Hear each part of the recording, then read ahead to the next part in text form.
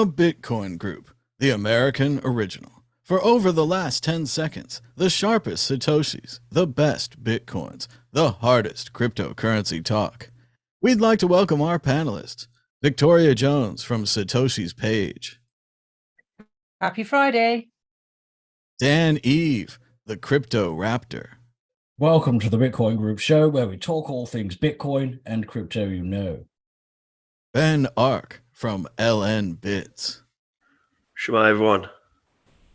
And I'm Thomas Hunt from the World Crypto Network. Moving on to issue one. Issue one. Crypto industry fears a staking ban as some turn to Bitcoin. It has always been on the safe side of regulation.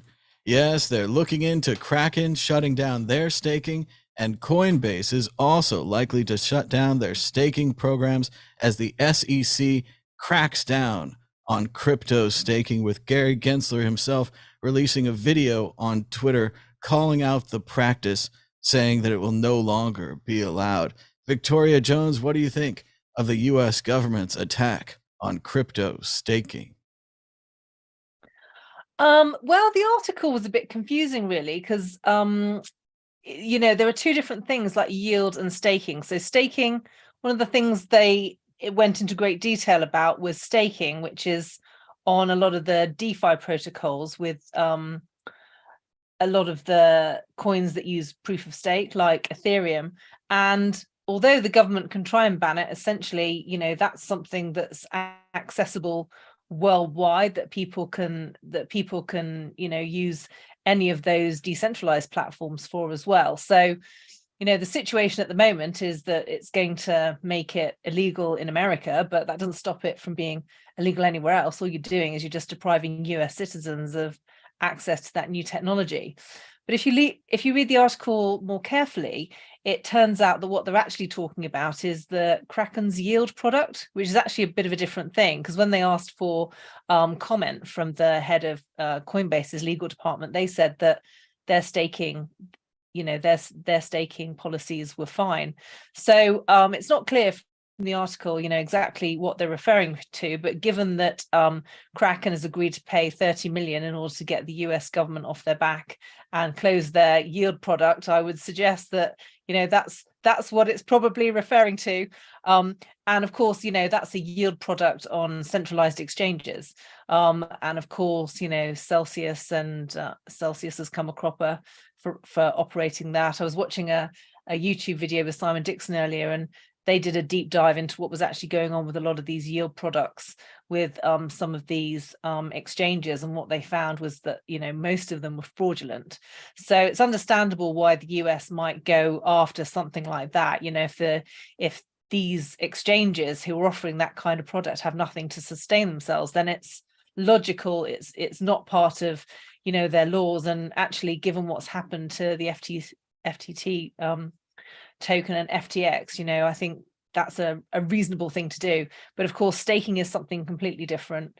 And even if they wanted to, they're going to find it harder to get on top of that, I think. So yeah, I think a lot of these articles, they kind of talk about different things, and it's really confusing for people if you don't understand what's actually going on and what these terms mean. So you have to read them very carefully because just one word completely changes the meaning of what's going on. But those are my thoughts when I read the article. Well, I think even if they are considering a staking ban, it is time for Bitcoiners to take a victory lap and say once again how proof of work is better than proof of stake, and that proof of stake gets consolidated in this way where the government then thinks they can regulate it, and maybe they can, unlike proof of work, which seems almost unregulatable. Dan, Eve, what do you think about the attempts to block yield and staking programs from crypto exchanges? Yes, I agree with Victoria on that. There's obviously different. So there's staking when it's termed as staking, but it's just a yield product, and there's staking when it's used as proof of stake. And with a decentralized network, arguably less decentralized than Bitcoin, for example, Ethereum, it still is going to turn into a whack-a-mole situation where people in the US are still going to stake Ethereum. It's just that Coinbase and whatever are gonna take it offline, Other companies will basically make more money outside of the US, and they're just forcing business outside the US. So as you mentioned, it does it brings back this argument about Bitcoin, being proof of work being better for a number of different ways. And then they also slipped into the article about the fact that proof of stake is much more efficient than Bitcoin. And I was thinking about this because they always forget about the use case, right? So if you think about the trade-off use case, we always say this about the security of Bitcoin compared to Ethereum and the other ways that Ethereum can be gamed because of the stakeholders or the stakers.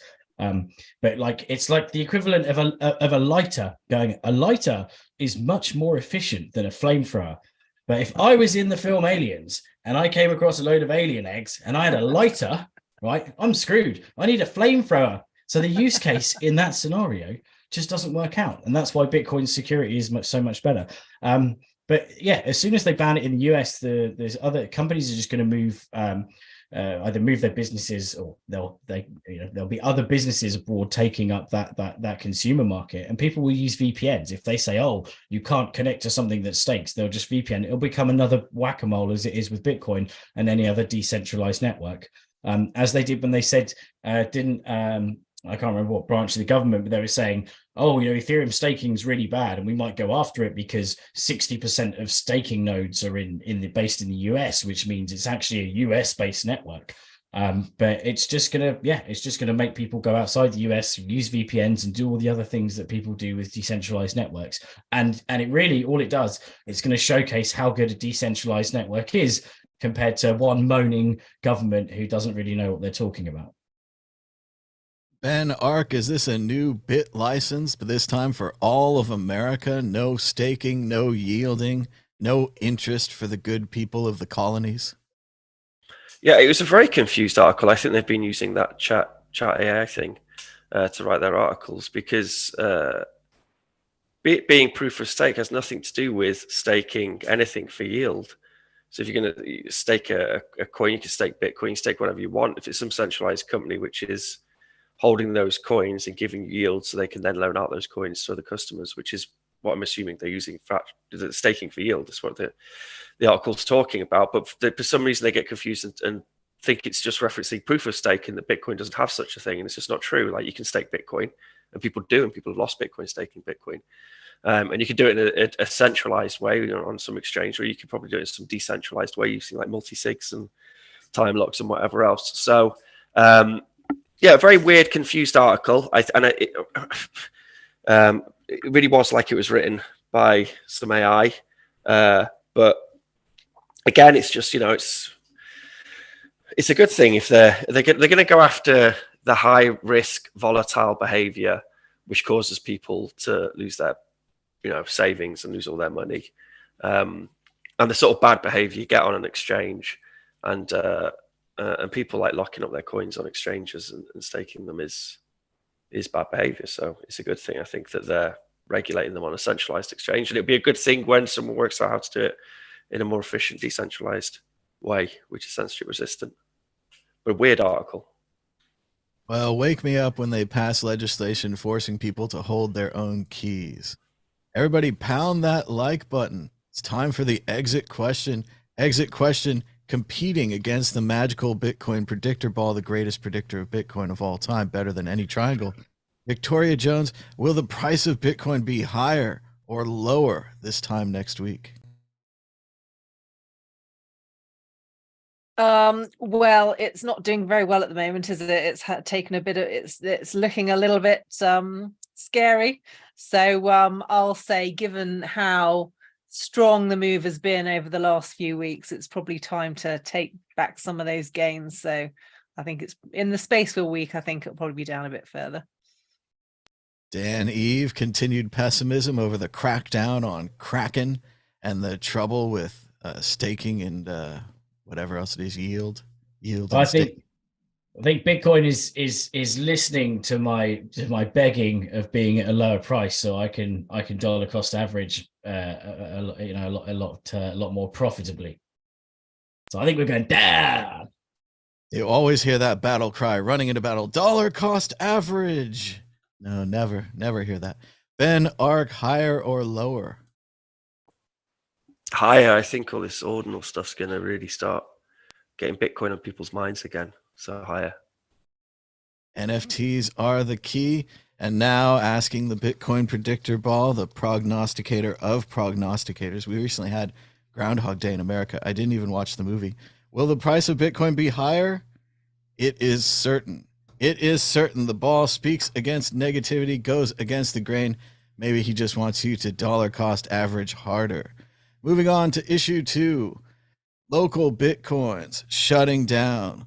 LocalBitcoins wants a non-KYC way to meet people in bank lobbies and cafes and trade Bitcoins for cash is no more. The weekly trading volume on LocalBitcoins has slumped during the pandemic, citing market conditions. They have decided to close. LocalBitcoins has been huge in so many Bitcoin stories, from Ian Freeman, New Hampshire Bitcoin pioneer, who's now facing 8 counts of tax evasion, and other people that we know who have gotten in trouble for using LocalBitcoins. But it was an early way for a lot of people to get Bitcoin, some of them without KYC. Dan, Eve, what do you think about the end of LocalBitcoins? Oh, it's pretty sad times. I think one of the first 2 or 3 Bitcoins I bought was in LocalBitcoins. Not that I've got them any longer. I obviously was dumb and bought shitcoins instead, and that was back in 2013. Yeah, it was just a nice, easy experience. It was and exciting as well. It was quite thrill,ing, like meetings, because I was in London as well. So I went because when I used to work there, I was like, well, I'll meet someone after. And I actually still talk to them now, the person I bought the Bitcoin off, so which is really quite cool. So it is definitely an end of an era, and you see on the tweet all the people that are really sad about it, because again, it was their first buying experience. Especially if that was a few years ago, you were very likely to have bought Bitcoin on LocalBitcoin if you were buying it in sort of 2013, 2014. So it's one of the oldest exchanges. I'm quite surprised that they haven't kind of done a fundraiser of sorts to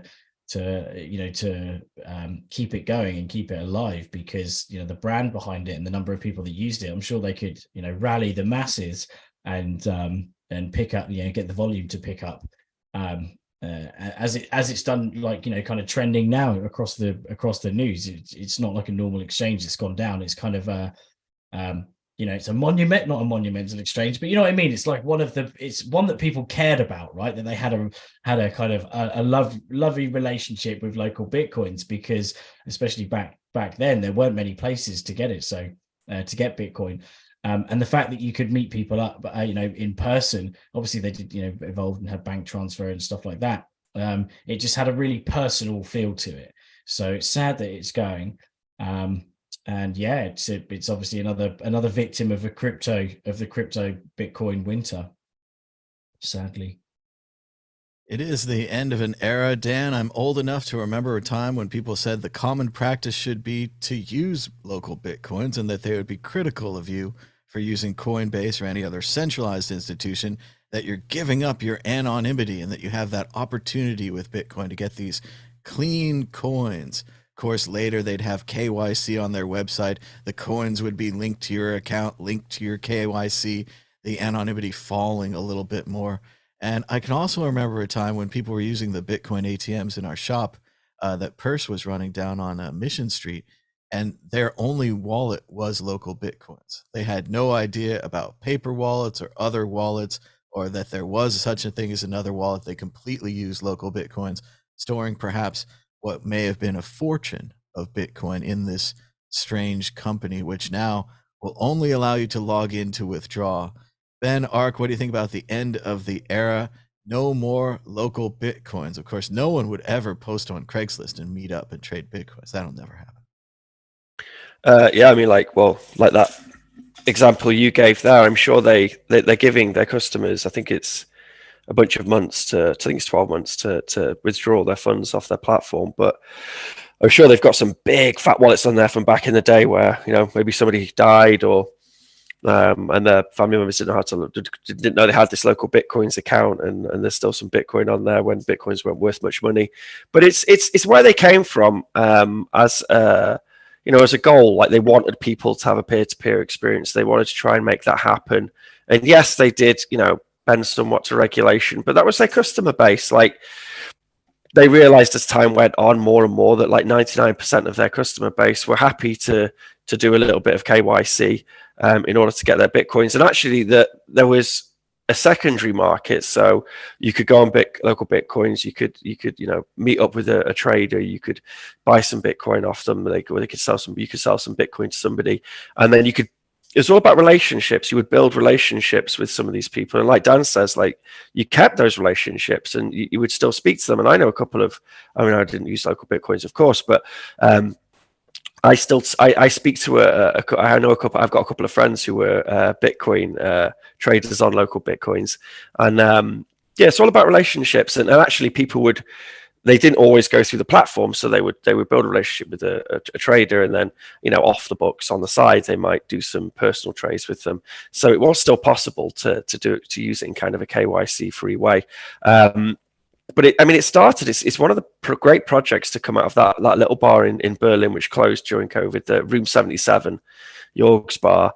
And there was literally one of their meetups, and Jorg pointed out that where the guy was sat, and he was sat there, and he's saying, "I've got this idea, and it's the idea for local Bitcoins." And he came up with the idea in this bar, and then he sat there and he developed it in this bar. And it was at a time when it wasn't easy to on and off ramp into Bitcoin, and there wasn't that many exchanges to access, and the ones which were there you just really didn't want to trust them, So it suddenly like on-ramped the whole world. The whole world anyone who's had an internet connection, they could make an account on this thing, and they could start meeting people and start trading Bitcoin, start getting access to Bitcoin. So it was an absolutely fantastic platform. Very sad that it's closing, but I think some things don't last forever, and there are other sort of peer-to-peer decentralized solutions which are around the corner, which I'm sure will make buying Bitcoin in that sort of way easier. As a business model, I mean, it was quite expensive to buy Bitcoin. In the end, it's quite expensive to buy Bitcoin. I used to recommend local Bitcoins to everybody, and then you go on somewhere like Kraken, and it's so much cheaper to buy or sell Bitcoin, and you're still doing the same amount of KYC. And it's like, well, I'll just recommend this other platform. So I think a lot of that happened. It was just too expensive for people on local Bitcoins, and then obviously you have this winter. And then also I think it's just they've worked on it for 10 years. They're firmly placed as part of the Bitcoin heritage and part of the Bitcoin journey and story. It's okay for them to close shop, sweep those wallets which nobody claims after 12 months, go sit on a beach somewhere, kick back, and think they brought something good into the world, and well done to them. But yeah, rest in peace, local Bitcoins. I agree, Ben. People better get their money out of there, or it'll be like the English pound, the $20 bill. All those pounds are suddenly worthless now. It's not just exchanges that run off with the money. Victoria, many people have gotten in trouble on local Bitcoins. Ian Freeman, of course, another friend of mine, went to actually got in real trouble for trading too much money over the rules, other things like that. Do you think that if local Bitcoins hadn't existed, these crimes never would have happened? Well, I mean, I appreciate local Bitcoins for the fact that it existed for the time that it did before regulation started coming in. It's thanks to places like that we've got any circulating Bitcoin that's non-KYC. And, while there are Bitcoins out there that are non-KYC, the freedom technology is preserved. I mean, obviously they've introduced KYC and AML to try and get on top of that. Which serves a certain purpose, but I think there's also something really important to be said for having some Bitcoin that isn't tarnished by that.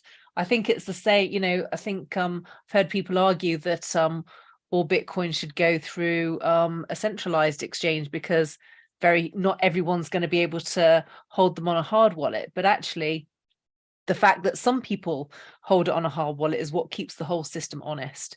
It was when all the banks were subject to a central bank that the problems really started. Up until that point, in Europe at the end of the 1800s, Europe was very prosperous with their banking system. It was flawed, obviously, but the only reason that they're able to fund the First World War is because all of those banks have been gathered under a central bank. And if you apply it similarly, it's the fact that we've got people who aren't subject to those centralized controls I mean, over time, they'll probably try and, capture some of those loose cannons, but it's the fact that those loose cannons exist and it's possible for them to exist. And it's the fact that those Bitcoins can still be traded between individuals that kind of keep the whole thing accountable. So even if not everybody can use those exchanges and not everyone can have KYC free Bitcoin, the fact that there is some KYC free Bitcoin and there are people holding it on hard wallets is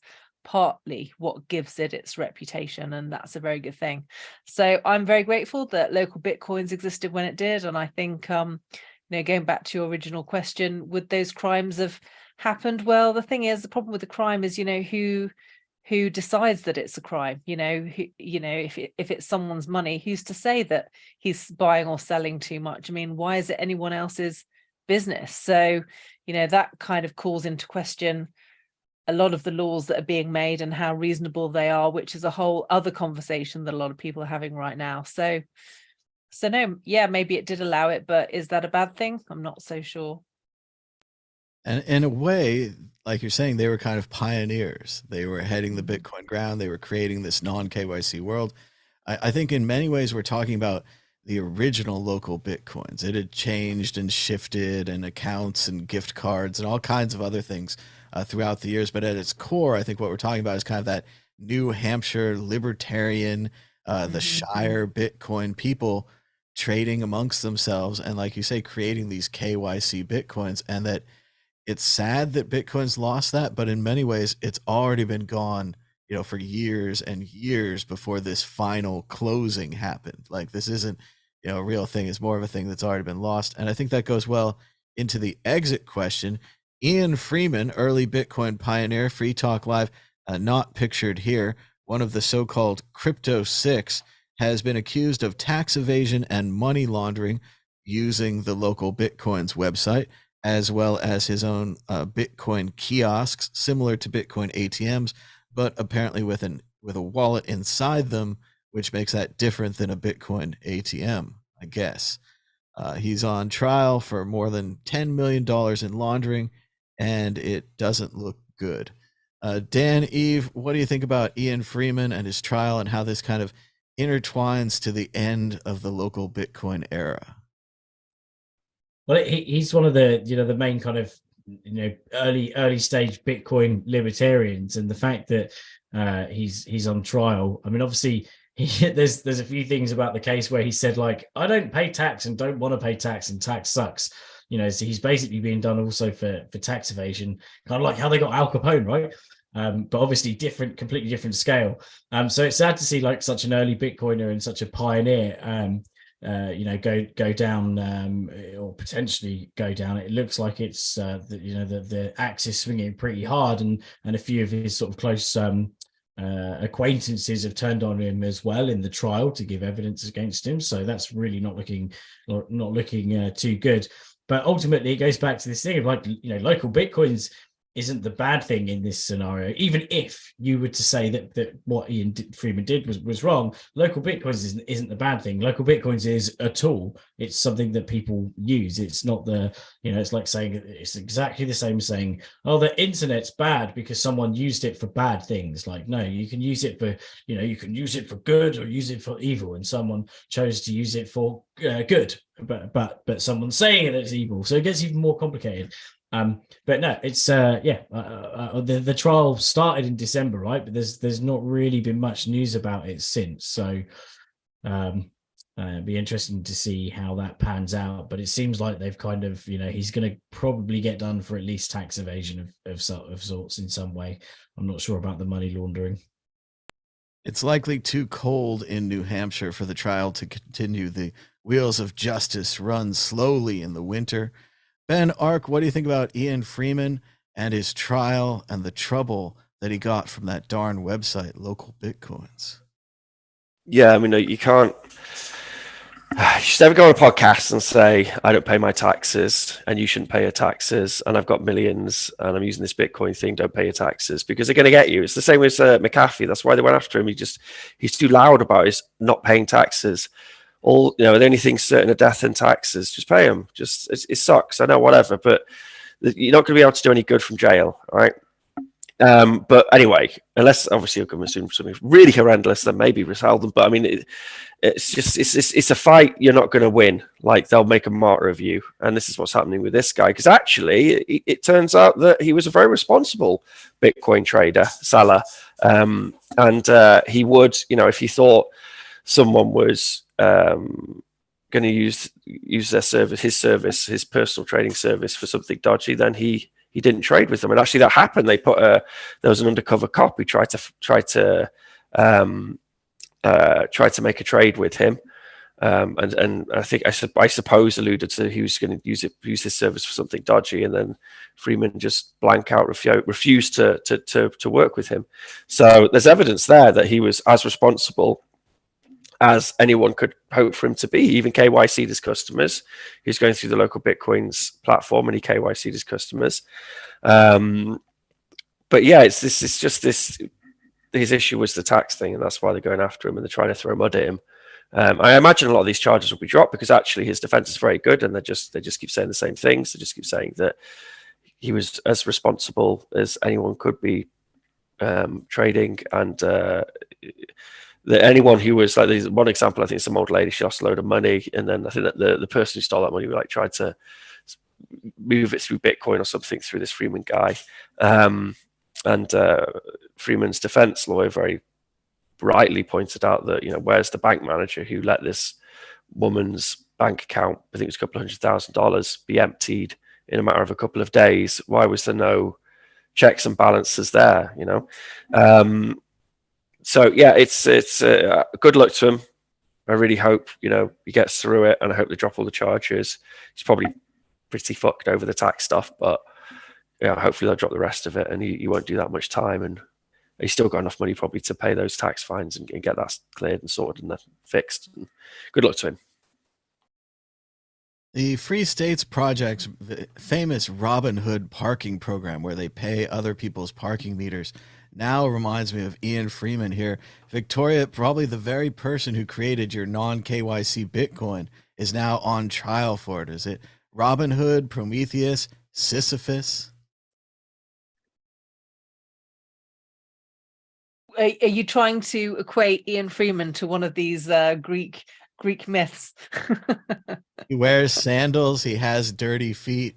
He's been accused of liking underage women.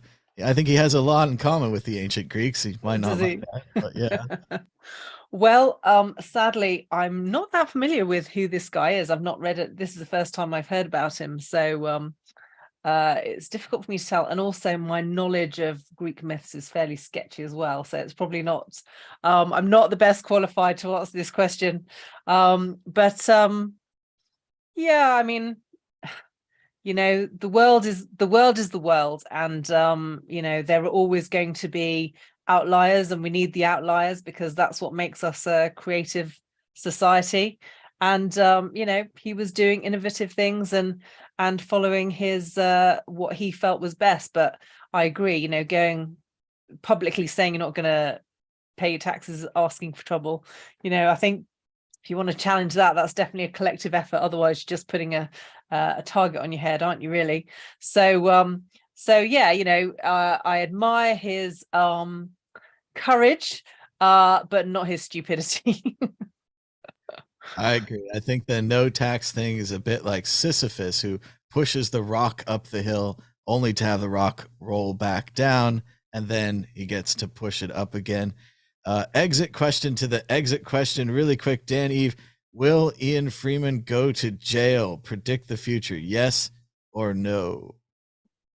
I think, unfortunately, yes. And just want to add on what Ben mentioned about the fact that he rejected the dirty money. The worst part about that story, from what I understand, is that they basically, after he rejected them, they went underhandly and tricked him via faking different profiles to being able to transact with him, and then went, "Ha! You transacted with a heroin person or something like that." And you're like, how's that fair? He said no. You could tell that his morals were there. So he actually made the effort. Funny, I don't want to tell the details, but a friend of mine had a similar situation where he was offered too much money and he said, no, I can't take that. That's over the limits. And then they sent it to him anyway. And, he went down for it anyway. So it does seem like a lot of entrapment in these very important money laundering cases that are going on. So Dan, will he go to jail? Oh yes, that was it. Yeah, so yes, unfortunately, yeah, I think so. So And tax evasion. Ben Ark, yes or no? Al Capone goes to jail. Got to pay taxes, death and taxes. He's going to go to jail. He's going to die. Hopefully not, but jail for a short period of time and then death a long way away. But it's going to happen. And killing Ian with Shakespeare. Victoria, are we united to agree poor Ian's going to jail? Well, I remember hearing a long time ago that there's a difference between a criminal case and a civil case. And apparently not paying your taxes is a civil problem. So unless he's done something criminal, not necessarily, he might get a big fine, but would he necessarily go to jail? So, as I say, this is the first time I've heard the story. I don't know the intricacies. But if the only thing he's done wrong is not pay his taxes and he pays a whopping great fine, then maybe he won't. So. I think much like SBF, all he's guilty of is youthful exuberance. They saw a beautiful market of Bitcoin ATMs and thousands of dollars, and they thought, hey, why should we pay taxes or follow any regulations? We can do whatever we want. And unfortunately, that's coming to bear. As Ben said, you've got to pay your taxes. And again, that's a huge debate that we won't be having on this show. Moving on. WorldCryptoNetwork.com has more than 3,031 videos. That's 3 months, 14 days, and 12 hours straight without sleeping. It's been 9 years, 1 month, and 25 days since our first video. You can check them all out at WorldCryptoNetwork.com for free. Issue 3, with more than 11,000 NFTs minted to Bitcoin, are Bitcoin maxis coming around. The Bitcoin Ordinals project continues to mint NFTs onto the Bitcoin blockchain, including a full copy of CryptoPunks, all 10,000 images copied and reissued by random people, now collecting money for other people's work, which seems to be a theme on Bitcoin Ordinals. Ben Ark, what do you think about NFTs on Bitcoin again, this time taking up block space in the witness? I mean, you just can't do anything about it. So opinions are kind of mute. It's people can put whatever they want. If they want to spend the money, they can put whatever they want on the Bitcoin blockchain.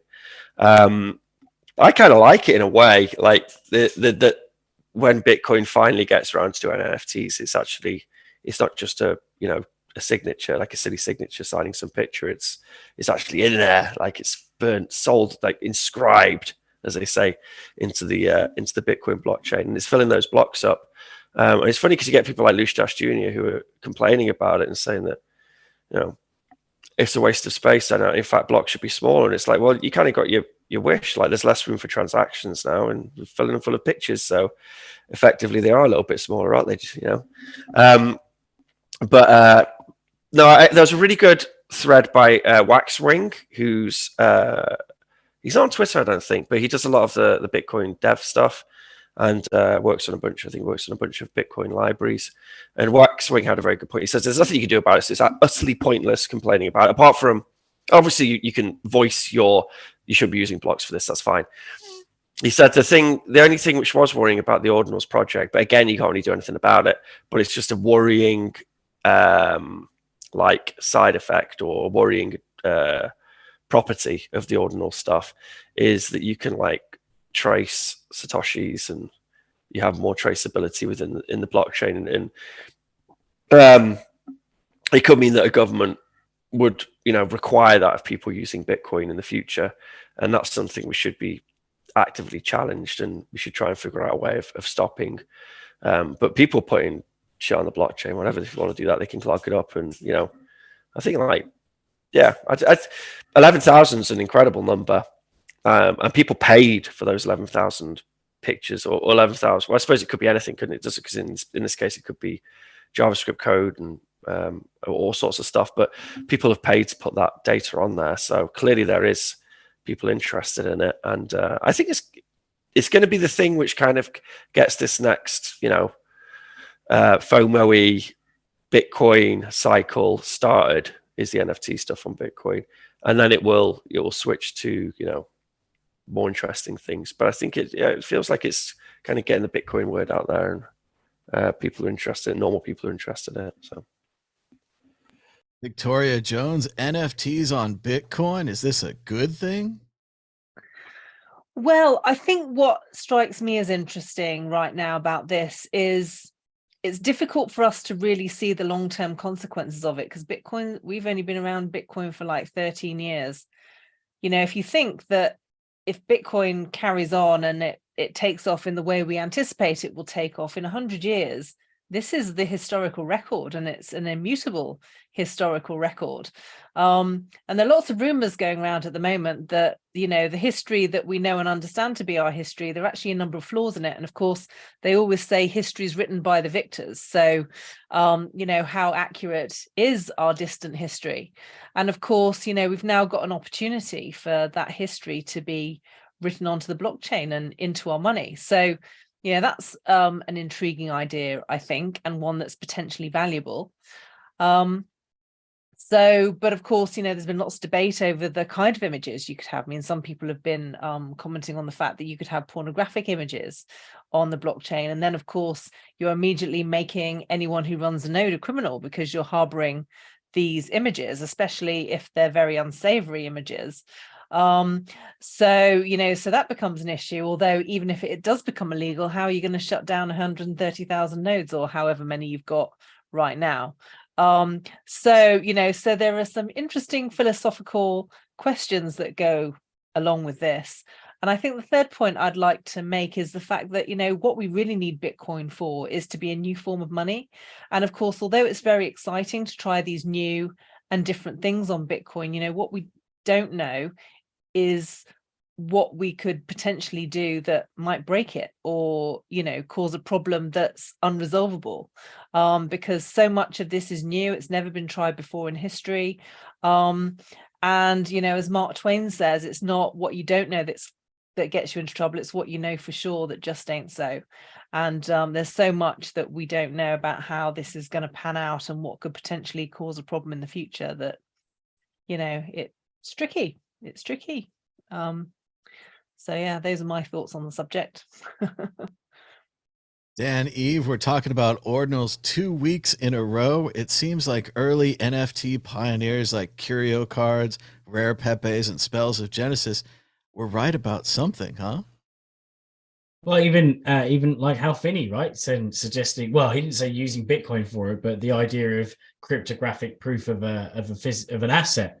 So it's you know, for all the diehard Bitcoiners, especially the ones that think that Hal Finney is Satoshi, you know, that probably causes a bit of cognitive dissonance, right? To see the potential, you know, big guy was actually into NFTs in some sort of way. But the cool thing, I think, is like the fact they've got Doom, because obviously Doom when it came out was like less than, I don't know, X megabytes, right? So that you can run Doom on Bitcoin essentially, and there's even like a site where you can actually go and play Doom. It's like a primitive version of it. But like Victoria said about the usage of the blockchain to store indecent images, and there was, I think, as early as 2015, 2016, when there was an article about, I think that Elliptic, the company Elliptic, they were partnering up to make sure that Bitcoin can't be used as a child porn storing what's the word? Immutable storage for indecent images like that. And that was back before, obviously, you could literally store an image on it. So now you can actually store images, and those things those articles reignited in around 2019 about the fact that even though you're not storing an image of whatever it is that's awful on Bitcoin, you could be storing a reference of it to some extent, and therefore that could make, you know, holding that image or having the version of the blockchain mean that you're distributing child porn in some way. So that's obviously really bad. But what's cool, I think, is quite funny about not that part. What's funny about something else, so altogether, because my notes were all missed. But it's the fact that, like, yeah, everyone's saying, segue to Taproot is going to make, it's going to be DeFi but done right. It's going to be DeFi but done right. And what they got actually was NFTs done right. As Ben pointed out, you're not storing a reference to the image or a hash of it. You're storing the actual image on the blockchain. So they wanted DeFi done right. They got JPEGs done right. Which makes me chuckle a bit. But good point also about the fact that Luke Dashier wanted like smaller blocks, and now he's getting them to a certain extent. But the fact is the block, obviously it does boost the cost of a transaction. So I don't know if anyone's noticed, but the cost of a Bitcoin transaction has been about $1 up to $2 recently. So that's been that does obviously impact on the on people even wanting to sell send small amounts. But the fact that you can now actually immortalize text, images, code, whatever on Bitcoin, I think makes it extremely exciting. And you're not just storing a hash of it or a reference of it. You're actually storing the entire thing on the blockchain. So pretty exciting, and it's good for the fee markets, especially given that there's still the argument ongoing as to will the fee market be enough to keep Bitcoin alive once the block rewards go. Exit question, Ben Ark. Will the Bitcoin developers change the way that Bitcoin works to end Bitcoin ordinals? No, they won't be able to. I mean, like with the name server stuff back in the day when Satoshi didn't like that and it turned into Namecoin, that was possible. But now it's just not possible. There's enough people who like it. If people, this is the point of having, a censorship resistant ledger, decentralized ledger, is that people can put whatever they want on it. And I personally feel that it's a complete misnomer to think that on-chain should be used for money. It can never scale. It's never going to be able to be used for money, but it is a great thing for pegging stuff too. Inevitably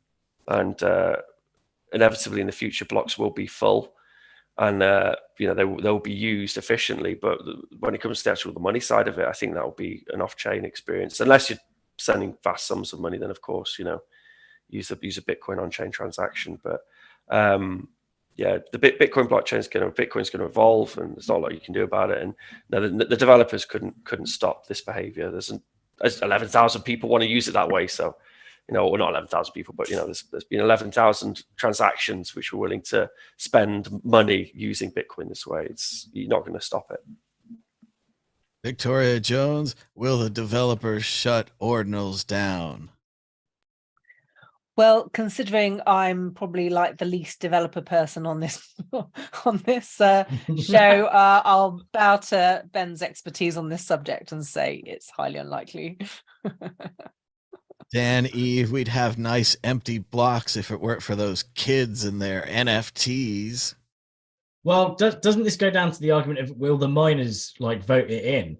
And if the miners are making money off fees, then are they really going to say no? It's game theory, right? It's the simple free market in moving. So they've got to convince a lot of people about the moral side of not storing, images on Bitcoin versus the monetary side. Which, and let's face it, you could, miners obviously could turn around and say, I'm securing, I'm mining to secure the Bitcoin blockchain, but they're ultimately mining for profit, right? That's what they're doing. So if they can get more profit, but just a few other quick things. Someone said that it will only if every transaction had a JPEG, it's only 200 gigabyte a year, which is actually really quite small, especially with the size of hard drives. It's actually not that bad, right? And also just funny that seeing the turn of every single little event that happens, you see a little maximalist turn round, and so suddenly there's quite a few now that are going, well, NFT, whether we've got NFTs or Ethereum, awful, terrible. Now they're going, well, they're not actually that bad, you see, now that they're on Bitcoin.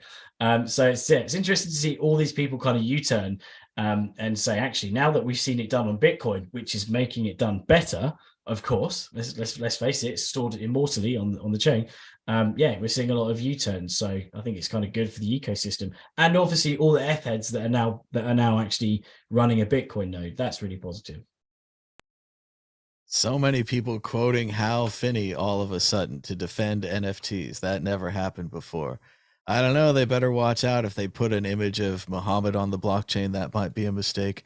There's all kinds of other target points. This could be a whole new attack on Bitcoin. Bitcoin carries child porn. It's all your fault. That particular story, we've covered that story like 3 or 4 times, I swear. But wasn't the child porn like ASCII before? Like you'd put in the buttons. Yeah, but it's still you could put horrible messages like the any kind of thing in there, any kind of horrible text. But now horrible images too. We're working on video next. Moving on to issue 4. The Bank of England and the Treasury think the United Kingdom is likely to need a digital currency, the Telegraph reports. Yes, the era of CBDCs, central bank digital currencies, may now be upon us. Victoria Jones, what do you think about the Bank of England's announcement that they should pretty much make a copy of Bitcoin? Maybe it would be a little bit more favorable to their interests. Oh, could there be a worse story? I mean, on the one hand, people have been discussing this for a while now. The idea of CBDCs. I remember in 2017, the UK government was very excited about the use of distributed ledger technologies. They've got every single area, they're already looking into that. But of course, you've had the chairman of the Bank of England, Andrew Bailey, who said 1 or 2 years ago that anyone who invested in Bitcoin be prepared to lose all of your money. But oh no, now they need a central bank digital currency. It's like as long as you have our currency, it's okay. But if you're investing in anything else, then it's not. And even in the article, they say, we need to address it. Otherwise, big tech is going to be taking over money. It's like, yeah, that's the point. That's what we're trying to do. So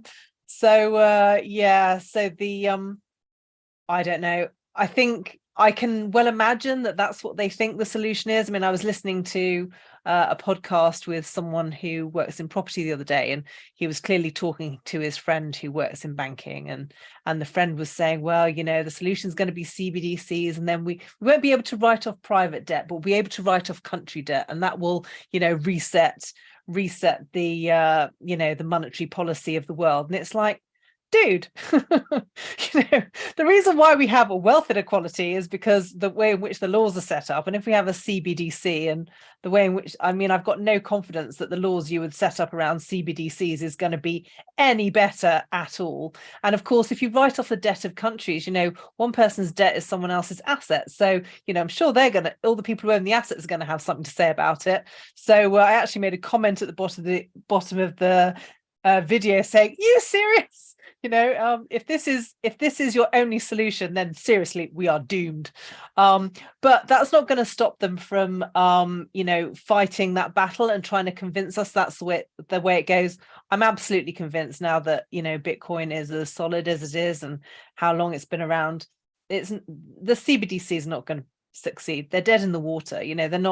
They can't even produce their own technology. They're not that good at producing computer software themselves. It's like they paid millions to upgrade the NHS software and then completely failed with it. So what are the chances that they're going to create a successful CBDC? If they create one, it's probably going to be on Ethereum, which exists already, and we're already aware of what the flaws are there, and how it's less decentralized than Bitcoin. So the argument makes no sense. But while they can get away with it, because most people don't understand these things, they will try and get away with it. And of course, it whips people into a frenzy.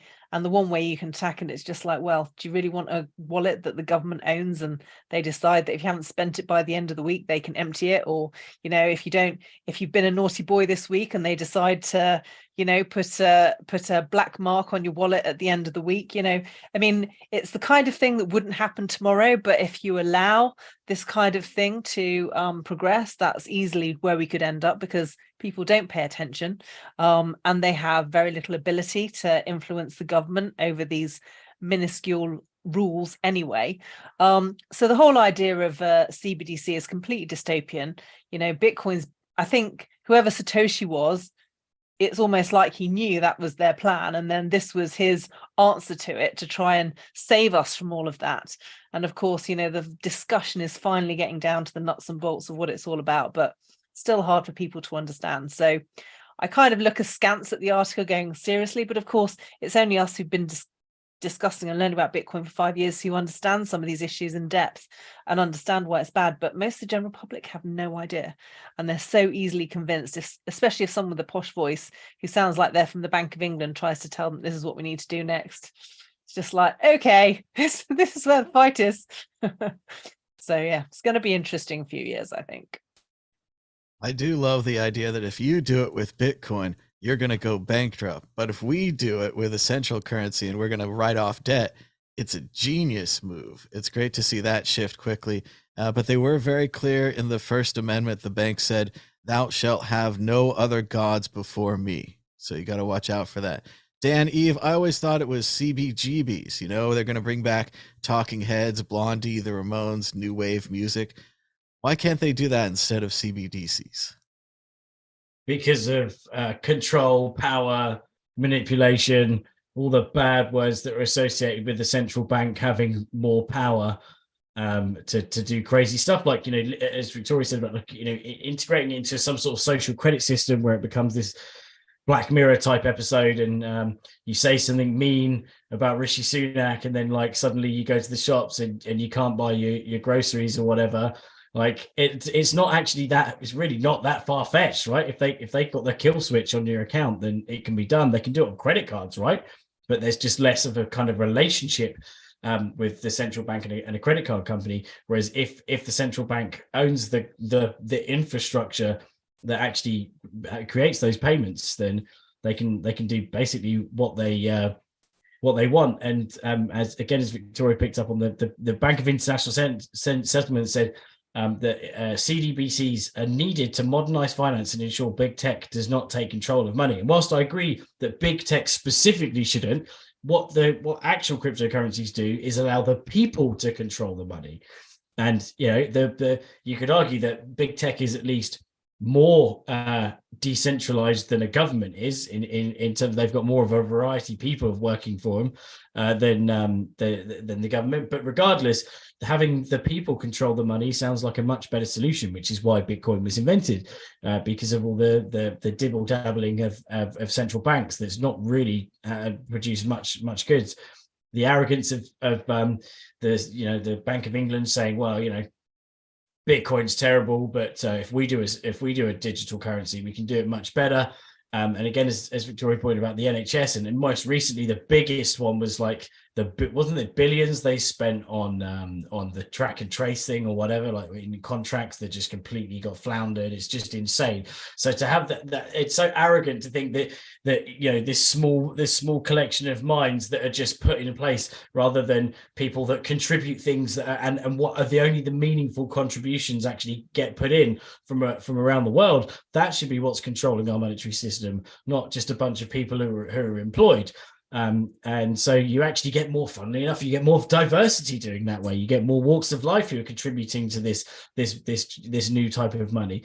And I don't want to use the slippery slope thing. Is I've always seen it as a logical fallacy, but right, there's in certain contexts it is quite true, you know, of like this small overreach becoming bigger and bigger. And there was a quote, I can't remember, I can't credit it, but it's like, you know, Nazism didn't happen. I hate to do the call to the Nazi, which is another logical fallacy, whatever. But anyway, the Nazism didn't happen overnight. It was small incremental things that eventually led to it. And the more and more control you give governments with you know, even plans we're seeing now with the what would they call it, the environmental lockdowns that they'll be doing. So, you know, you won't be able to travel outside of Scunthorpe unless it's on a Tuesday evening, all that crap. Like it does seem like it's kind of snooping in, and these conspiracy theorists, they do kind of, there's some of these things that are turning out quite true, but ultimately letting a central bank have caused all this hassle with inflation and all the crazy business since they took away gold as the gold standard to control money again. It's like, you know, what's that saying that George Bush said once very famously? Fool a man once, fool a man twice, or something or other like that. But yeah, basically, don't be an idiot twice. Don't let them have our money twice. Fool me once, shame on you. Yeah, fool me twice, shame on me. I prefer the George Bush Won't version where he get screws fooled it up. again. Won't That's get it, yeah. fooled again. A fool man get fooled again. We've got to make the pie higher. Like Yeah. Dan was saying, sometimes it's not a slippery slope, but you're just standing on a greased hill. And Black Mirror, that's some real horror. That's like some scary stuff there. I'm afraid to watch that. Remember that episode with the social score and the woman got excluded from everyone and they voted her down and she brought them donuts and they're like, she's trying to, buy our love, vote her down more. And all of that. It's like Requiem for a Dream. It's too scary to watch. But Ben Arc CBDCs, it's a cool acronym. You can trust it, right? Yeah. I get the sentiments, I get the rhetoric as well, but and for a better world to exist, we need Bitcoin. That's just a given. We need it. Bitcoin needs to exist, and it's the tools of freedom. So people have this liberate, this free money, free and open source money, which they can move to if they need to. But I think different people with different needs. If you look at the 2008 financial crisis, and if you looked at Iceland's ability to bail themselves out by money production, which Greece didn't have, and Greece was put over a barrel because they were in the Eurozone. Iceland were much better off, and they're basically in the exact same financial positions at the beginning of the crisis, and Iceland was able to bail themselves out. You can't apply the monetary needs for different countries and assume that even if there is this like utopian concept where everyone uses the same money or the same thing as a medium of exchange. As soon as there is a Great Depression in the country, they'll produce money because they need to create fiscal stimulus and they need to create wealth and they need to keep the wheels of the economy moving. So this Austrian idea that people will just suffer for a decade so they can end up with more efficient markets is just nonsense. But what we do have is the power now for countries if they do opt into building. I don't want to, like a CBDC is obviously a central bank digital currency. I think what was better to think of is a sovereign currency, digital currency, or sovereign digital currency, or something, an SDC maybe, which is like the British pound, say, on British pound as a digital currency, but not something which the central bank controls, something which the people in Britain control, and then they can have it work for them in the ways in which they want it to work for, but absolutely built on top of Bitcoin. And this is how I imagine the intermediate part of Bitcoin's journey, which pulls in all the world's liquidity and then eventually makes Bitcoin so incredibly stable, then why wouldn't anyone just use it on the base layer? But I don't think you're going to get there unless you have stable mediums of exchange. People aren't going to use Bitcoin for that. And I would rather those things be built on Bitcoin rather than built by some central bank or built on something like Ethereum. It's an inevitable next phase of currencies that we're going to have mass digital currencies. And yes, you have got Bitcoin there as an option, but currently its stability is so terrible. And at certain points in time, different countries need, different currencies. They need their soft currency requirements, or the requirements the country needs out of their soft currency changes independent from other countries. So I think all this stuff will be built on Bitcoin. Essentially what I'm trying to say is all this stuff will be built on Bitcoin.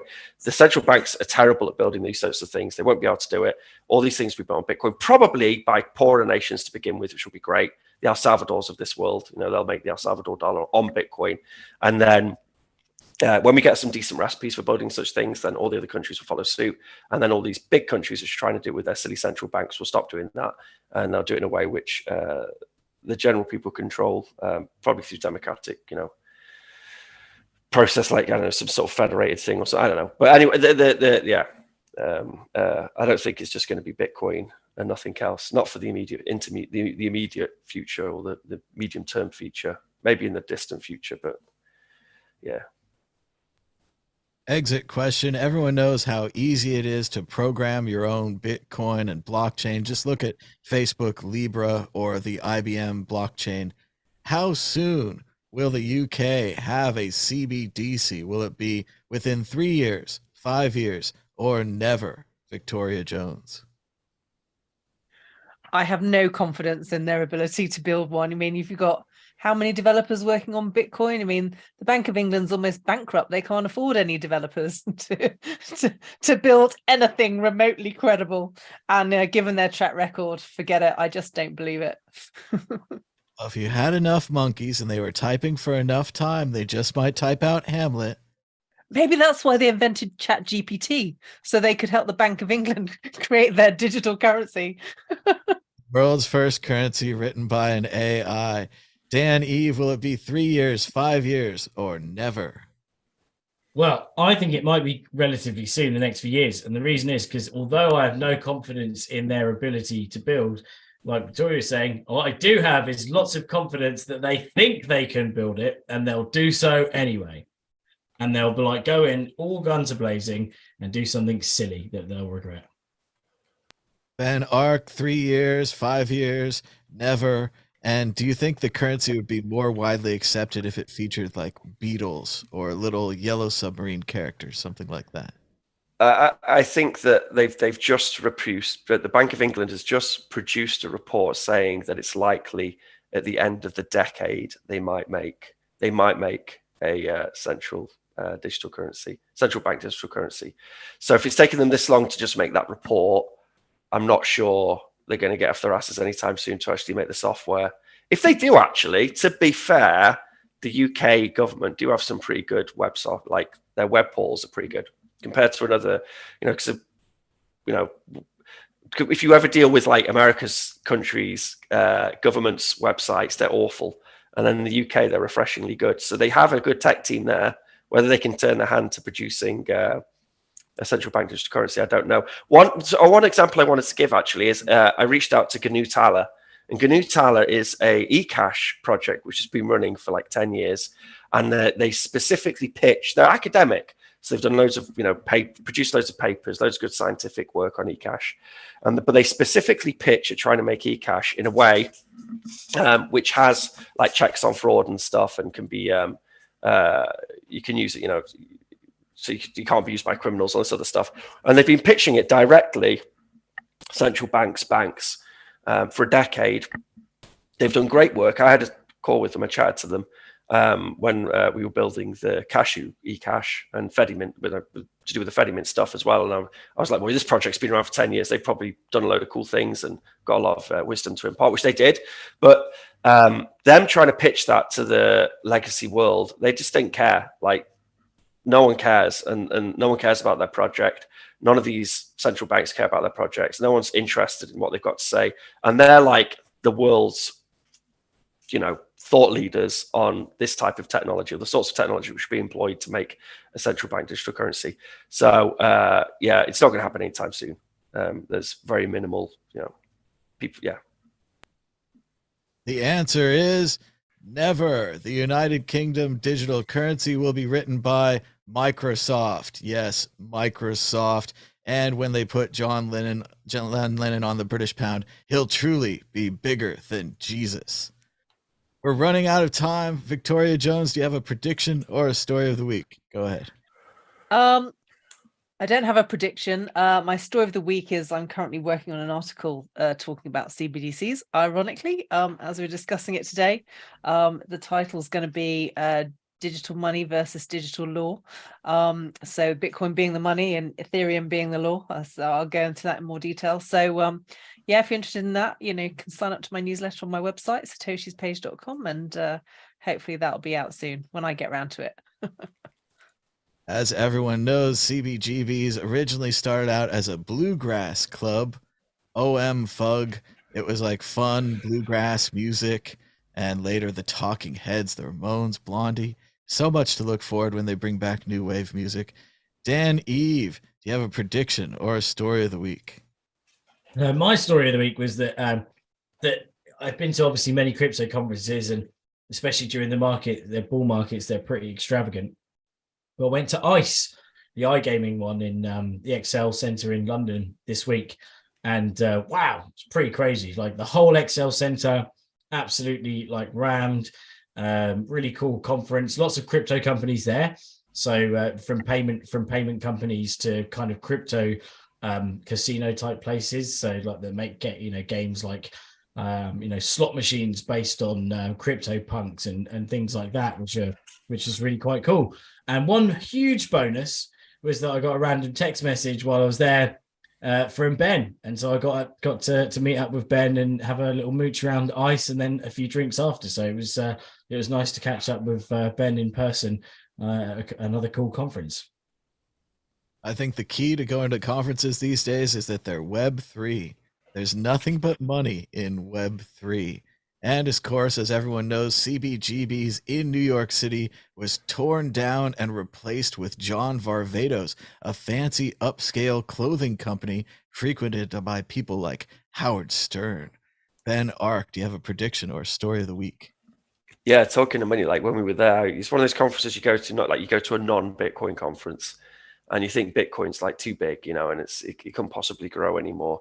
And then you go to like a conference in some other industry, and then you realize our little industry is like this teensy little thing, and then they've got this gambling sector, and then Bitcoin's infinite room to grow makes you all feel all bullish, particularly because they're all basically like hinting towards using Bitcoin more and more. Like Dan said, there's a lot of heavy, a bit heavy on the old use of the word crypto, but clearly there's interest in people like using Bitcoin and these other, whatever you call them, in their gambling industry. But yeah, it was cool. It's cool to catch up with Dan. That was ace. I was there looking at bill acceptors because I wanted to, because I just picked a bill acceptor for the ATM, the Lightning ATM, and I just used that, and then everyone's been using that, and I'm like, is this the right one? Is this the best one? So I went and I realized that they had all these like slot machines and stuff, and because it's like a gambling expo, there's also like people interested in hardware, so bill acceptors, CoinMax, those sorts of things you put into slot machines, and change machines and all those sorts of things. So I was looking at that, found some cool bill acceptors, found a really great one which is nice and cheap and small, easy to program. So I'm probably going to switch to that. But yeah, it was great. That's I'm going to copy down. Same was the ICE 2023, quite a spectacle. Although they didn't get the memo about booth girls, they had loads of booth girls, and I thought didn't feel like I was in the right decade. But I guess that's the gambling industry; they don't care about these sorts of things, people's modern concerns or whatever. It's good. It's great. It's Super Bowl weekend in the United States. Of course, we've got our all United Kingdom panel here. So I'd be remiss if I didn't ask you who's going to win. It's okay if you just pick by mascot who you think in an actual fight. It's the Kansas City Chiefs versus the Philadelphia Eagles. Victoria, Chiefs or Eagles? What are their mascots? Chiefs and Eagles.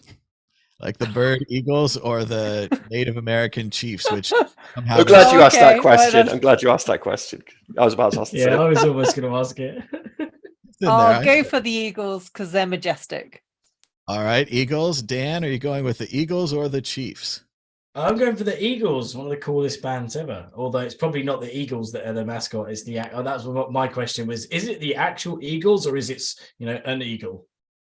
I like the idea that it's the band. It's like the anti-Lebowski. I just hate the effing Eagles, man. Ben Ark, Eagles or Chiefs? I reckon it's the Chiefs because they made the headscarves with the Eagles feathers, so they're going to obviously win.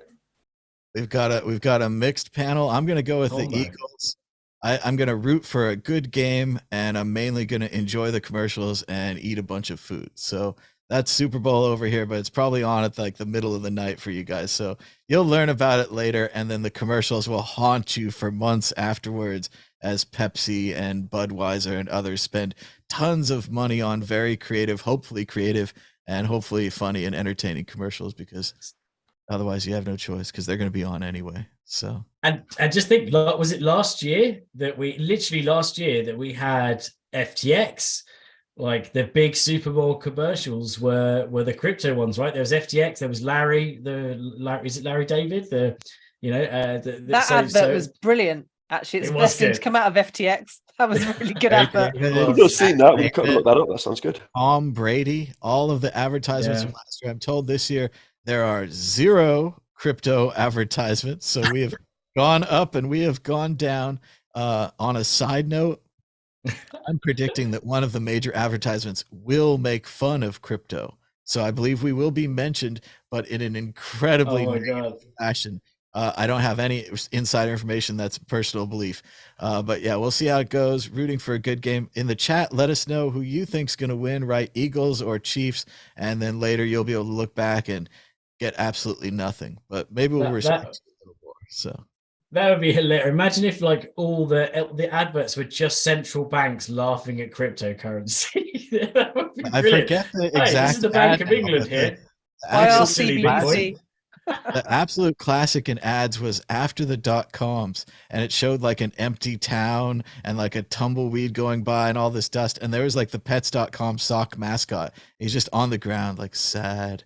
And like if they do something like that for crypto, it'll be absolutely fantastic. It's sad that people lost money and all that, but what an amazing thing it could be. But yes, it's You gotta have a laugh, though, wouldn't you? You gotta have a laugh. Yeah. You gotta have a laugh. quite a spectacle. The Super Bowl this weekend. Thanks to everybody for joining us. Give us a thumbs up down below. Subscribe if you haven't already. We've been doing these shows for, I don't know, 9 or 10 years now. So there's a lot more shows on worldcryptonetwork.com you can check out. But until next time,